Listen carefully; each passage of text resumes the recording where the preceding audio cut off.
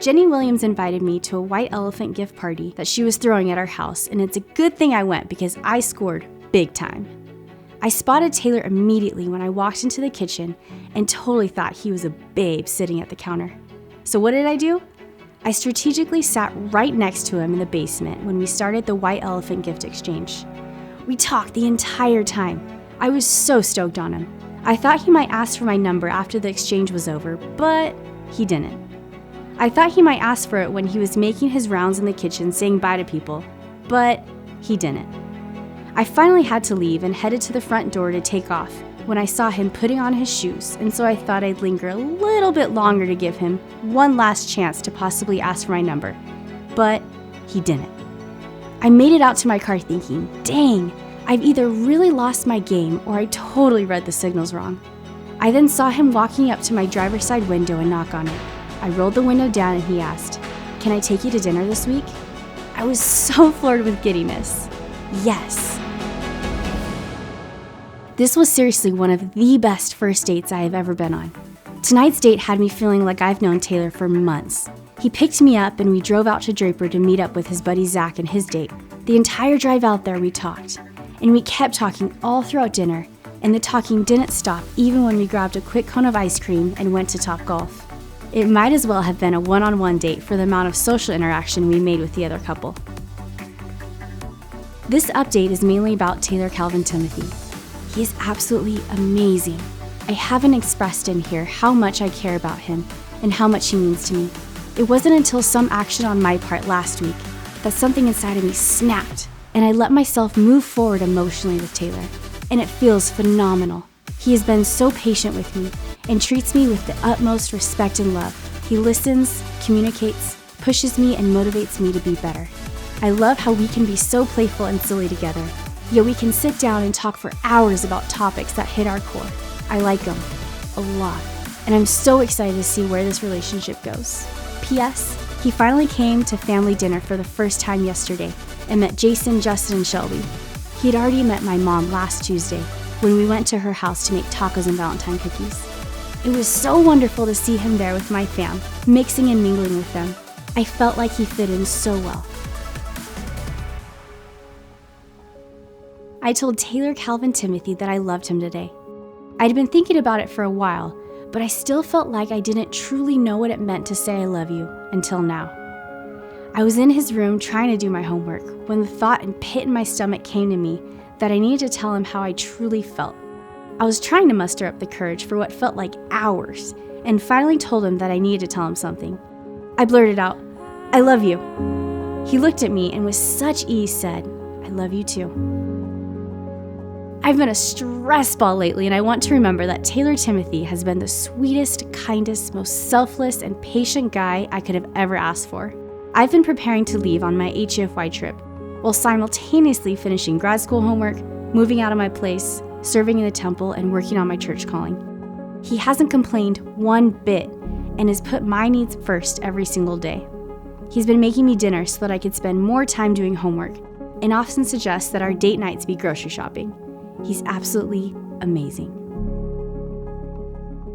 I can't believe this night finally happened to me.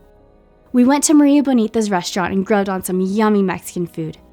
After, we took a drive up the canyon to Bridalveil Falls and then drove back down to our spot at Utah Lake.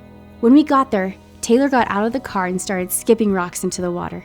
I stayed inside the truck, seeing as it was still pretty cool outside, and I was in a shirt and skirt from work. The window was down so I could still talk to him, and he asked me about 2 times to come skip rocks with him, both of which I rejected. He then came over to my passenger door and asked me to come play with him for just 5 minutes. I got out of the car and we started a little competition to see who could throw the rock the furthest. After about 5 minutes of tossing rocks, he then gave me a huge hug, and after the hug, he got down and bended me and held my hand. As I looked into his eyes, it was the first time that I saw him cry. His eyes were filled with tears as he said, "Jaylene Brittany Allman, ever since I met you, my life has been so much better, and I've been so much happier with you. Will you be my wife?"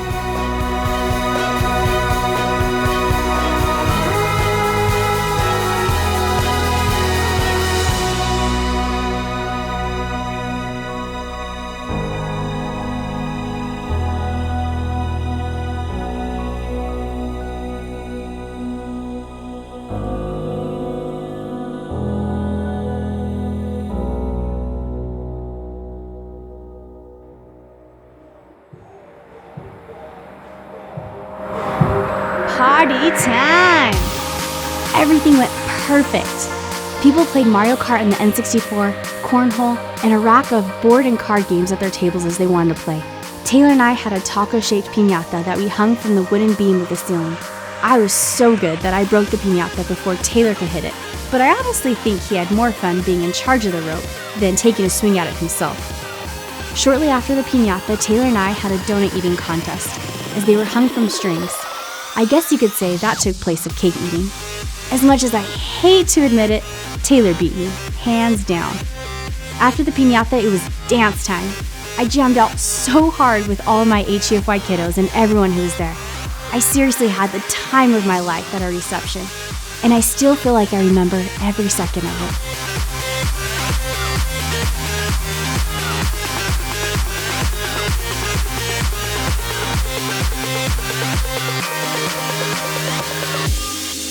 I felt such an overwhelming amount of love from all of our friends and family members who came to support Taylor and I.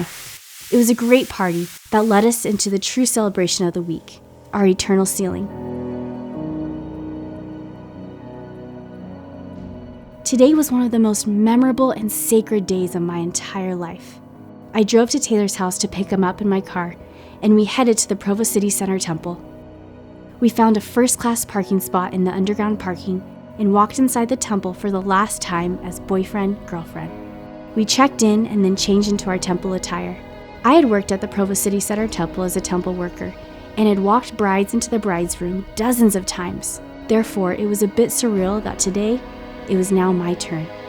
It was an emotional experience walking into the sealing room and seeing all of our friends and family members seated, smiling at us from ear to ear as we walked in. When Taylor took me to the altar, I was filled with so much love. As I knelt on the bench and looked into Taylor's eyes, I thought to myself, this is it. I get to be with this man for forever, and our children will be with us for the eternities. It was all worth it. I cannot truly describe in words the blissful joy I felt in that moment as I promised to be his wife for forever. He's my everything, and I love him beyond measure.